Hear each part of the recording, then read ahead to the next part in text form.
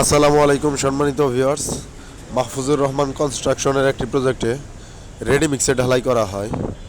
তো আপনারা যদি রেডি মিক্সে আপনাদের প্রজেক্টে ঢালাই করেন, অবশ্যই আগে থেকে বলে রাখবেন মালের সিরাম যাতে ঠিক থাকে এবং কি কত পিএসআই মাল চাচ্ছেন সেটা বলবেন অবশ্যই। তা না হলে যে ভোগান্তির শিকার হবেন সেটা হলো তারা আপনি যদি হেড হেড মানে যেটা আমরা বলি লেবার দিয়ে যদি মাল টানাই, তো লেবার দিয়ে যদি ঢালাই টানাইতে যাই আগে থেকেই বলতে হবে সেইখানে, আর না হলে তারা মাল দেয় অনেক লুজ।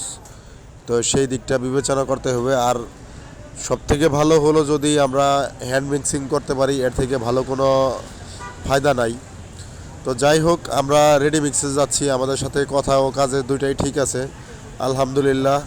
তো আমরা আমাদের ইঞ্জিনিয়ার ভাই যারা আছে তারা তদারকি করতেছে যাতে ঢালাই কোনোভাবে খারাপ না হয়। তো যদি দেখা গেছে যে ঢালাই খারাপ আসে, আমরা সেই গাড়িটা রিজেক্ট করে দিই।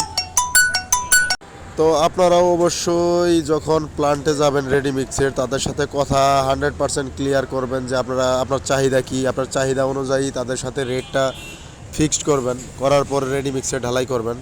তো আশা করি এইভাবে করলে যদি আলহামদুলিল্লাহ আপনাদের ঢালাইয়ের কোয়ালিটি ভালো আসবে। তো সব কিছু মিলিয়ে দেখা গেছে যে আপনার নিজের একটু তদারকি করতে পারলে অবশ্যই একজন দক্ষ ইঞ্জিনিয়ার রাখার চেষ্টা করবেন। যদি সেক্ষেত্রে আপনি ভালো একটা ইঞ্জিনিয়ার না হয়, কোনো রকম ইঞ্জিনিয়ারটা নতুন পাশ করে বের হয়ে আসছে, তো সে প্র্যাকটিক্যাল বিষয়ে তেমন কিছু জানে না, তাহলে আপনার কাজের কোয়ালিটিটা অনেক খারাপ হবে। আশা করি আমার এই বিষয়টা আপনারা বুঝতে পারছেন। তো অবশ্যই একজন দক্ষ ইঞ্জিনিয়ার যে মাঠ পর্যায়ে কাজ করছে তাকে নেবেন। প্র্যাকটিক্যাল যদি না জানে তাহলে আপনার কাজের কোয়ালিটি খারাপ হবে। এবং কি অবশ্যই কন্ট্রাক্টর নিয়োগ দেওয়ার আগে অবশ্যই কন্ট্রাক্টরকে মিটিং করবেন, তার কাজের অভিজ্ঞতা কেমন আছে সেই মিটিংয়ের মাধ্যমে আপনারা বুঝতে পারবেন। তো আশা করি আমার কথাগুলো ভালো লাগবে ইনশাআল্লাহ।